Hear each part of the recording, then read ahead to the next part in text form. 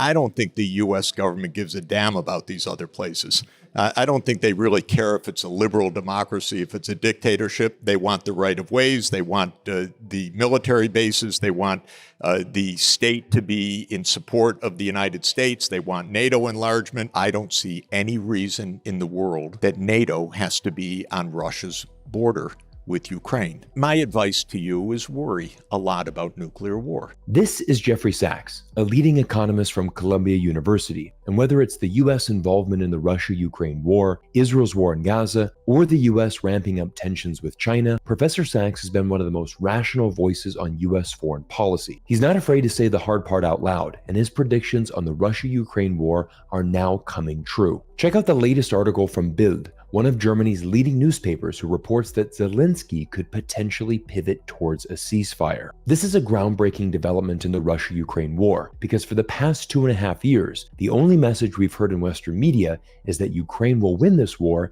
and a total victory will be achieved when Ukraine takes back 100% of its territory, even the region of Crimea, which has been part of Russia for the past decade. Anyone who analyzed the simple facts of this war could have immediately told you this Ukrainian goal of a total victory was never realistic. Russia's industrial base and manpower advantages have always been too much for Ukraine to handle, and the German newspaper now reports that Zelensky is pivoting strategies and will demand a security guarantee from the United States along the lines of those the Americans have given to Japan, South Korea, and the Philippines. Last week, Zelensky traveled to the European capital cities of Rome, Paris, and Berlin, as Zelensky hopes the Italian, French, and German governments can provide some reassurance that Ukraine can be put on a pathway to EU membership, a move that would certainly offer Ukraine growth prospects once it starts rebuilding after the war. But with Zelensky now open to the idea of not liberating the entire Ukrainian territory, we very likely could see a conclusion to this war sometime in 2025. But Zelensky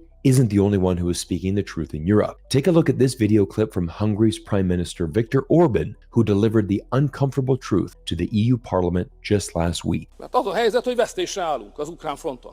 És önök itt úgy tesznek, mintha ez nem így lenne. Az Európai Unió meggondolatlanul, téves számítások alapján és elhibázott stratégiával vágott bele ebbe a háborúba. Ha ezen az úton megyünk tovább, veszíteni fogunk. Ezért javaslom, hogy álljanak ki inkább a béke mellett. Érveljünk a tűzszünet mellett és csináljunk egy másik stratégiát, mert ezen mindannyian rajta fogunk veszíteni. Orban is the rotating president of the Council of the European Union and is taking full advantage of his position to let his voice be heard amongst his European counterparts. But of course, not everyone in the EU agrees with Orban. Euronews reported his speech split the European Parliament, with many of Europe's left-wing politicians criticizing him. There are still many politicians in Europe that want to remain loyal to the United States' strategic interest in the region. But don't forget that opening clip I showed you from Professor Sachs. I don't think the U.S. government gives a damn about these other places. The simple truth is that this war between Russia and Ukraine is a proxy war, with the only clear winner being the United States government. But do you want to know what the saddest part of this whole ordeal is? This entire conflict has been decades in the making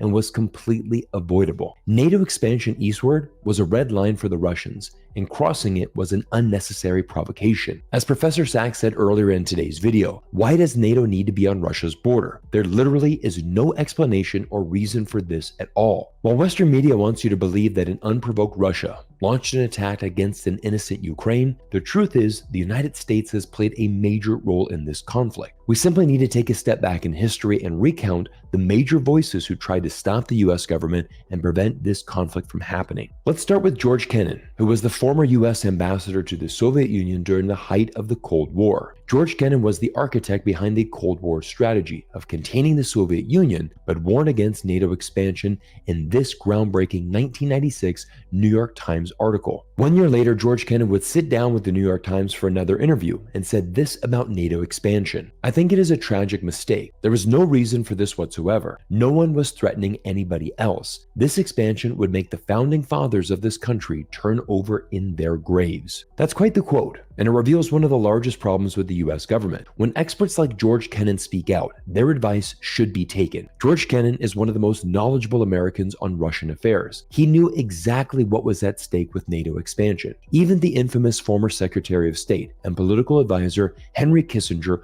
warned that Ukraine should not join NATO and should carefully avoid hostility towards Russia. In 2014, Kissinger wrote this article for the Washington Post entitled "How the Ukraine Crisis Ends," and his advice was simple: Ukraine should not join NATO, a position I took 7 years ago when it last came up. As this goes to show, the foremost American strategists who worked during the Cold War saw the post-Soviet Union NATO expansion as a grave mistake. But this is where things get very interesting, because the decision to expand NATO following the collapse of the Soviet Union was ultimately greenlit in 1998 by a US Senate vote, notably spearheaded by then Delaware Senator Joe Biden. These decisions were made much to the dismay of the entire State Department, who considered the Senate to have little interest or knowledge of the political realities of the time. The American ambassador to the Soviet Union from 1987 to its collapse in 1991, Jack F. Matlock, was very much of this opinion. He testified before the Senate Foreign Relations Committee in objection to NATO expansion, and he correctly pointed out that the plan to increase the membership of NATO failed to take account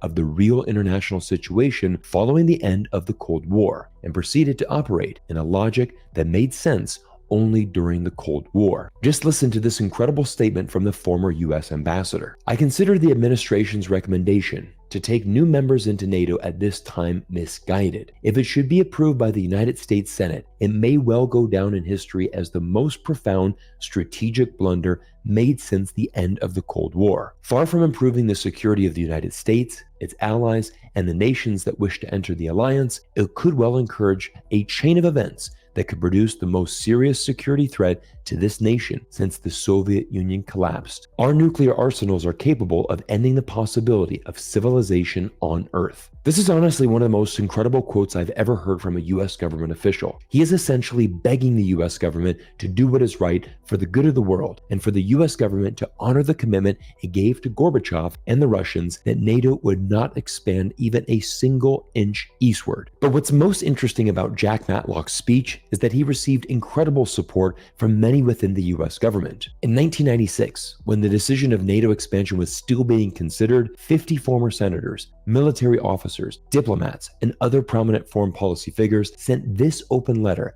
to President Bill Clinton stating, "We believe that NATO expansion will decrease Allied security and unsettle European stability." And this is exactly why we study history, to have a clear record of the facts and understand our future. Western media wants you to believe that the Russia-Ukraine conflict started in early 2022. But as you are now discovering, the Russia-Ukraine conflict has been decades in the making. Now just imagine if President Bill Clinton and Senator Joe Biden actually listened to the advice of this letter written in 1997. But to be honest, the number of voices setting off alarms within the US is staggering. Just look at Pat Buchanan, who was an assistant and special consultant to US Presidents Nixon, Ford, and Reagan. He wrote an exceptional book entitled Republic, Not an Empire, and said that by moving NATO onto Russia's front porch, we have scheduled a 21st century confrontation. And you know it looks bad for the US government when even the former director of the CIA, the US government organization that has been involved in more regime changes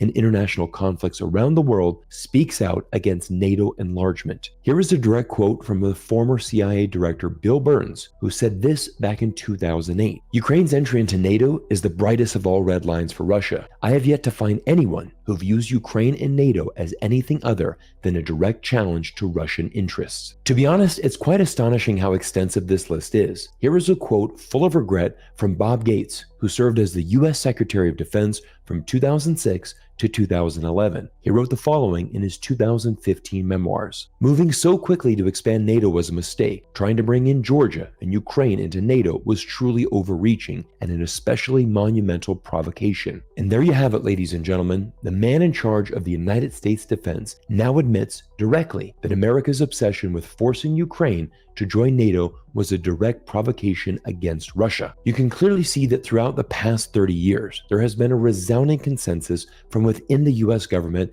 the path that we are taking was wrong and would ultimately lead to disaster for Ukraine. The fact that Russia took these drastic measures and invaded Ukraine was clear from the start, and of course was no surprise to any of these political analysts. But once again, we see a glaring double standard from the US government. In the 1960s, during the height of the Cold War, the US made a declaration to the world that Soviet weapons would not be stored anywhere in the Western Hemisphere. When the Soviet Union wanted to store weapons in Cuba, a country less than 90 miles from the American coastline, this was a major red flag and something the US government would never tolerate. The Cuban Missile Crisis was the closest the world has ever come to a full-blown nuclear war between two superpowers, but thankfully, cooler heads prevailed. The Soviet Union never stored their missiles in Cuba, and America's red line was ultimately honored. But at the same token, Russia has issued a red line warning about Ukraine joining NATO, saying that this is an existential threat to the future of Russia. And to this day, it remains an absolute red flag. But the real question that needs to be answered is this: with the colossal amount of warning signs, why did the US follow through with expansion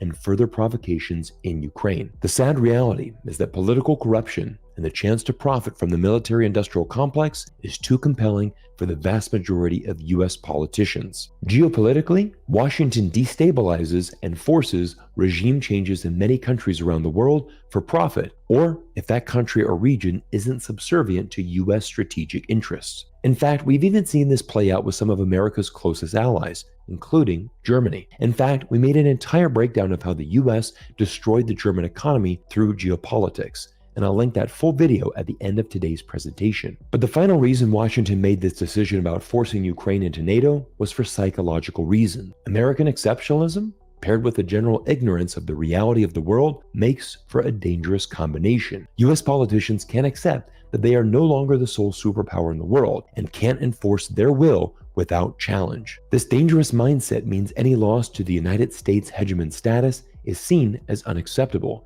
and makes de-escalation almost impossible. Before Russia's invasion into Ukraine in 2022, Vladimir Putin sent a treaty draft to NATO asking for a promise not to expand the alliance as a precondition to not invade Ukraine. Secretary General of NATO, Jens Stoltenberg, proudly stated that he rejected the deal and acknowledged that Putin started the war to protect Russia's borders. Putin has offered no less than 5 peace deals over the past 2.5 years to successfully resolve this conflict. But with the advice of the US government, Ukraine has rejected every single offer, and this war continues to drag on. But like I stated at the beginning of today's video, it seems that Ukraine and Zelensky is starting to change their tune. Perhaps they're nervous on the future implications of the US election. On one hand, Donald Trump vows to end the Ukraine war as soon as he is elected to office, but Kamala Harris says that she will continue Joe Biden's campaign and potentially prolong this war for many years down the road. But while millions of Americans struggle with an economic slowdown, and these two presidential candidates continue to argue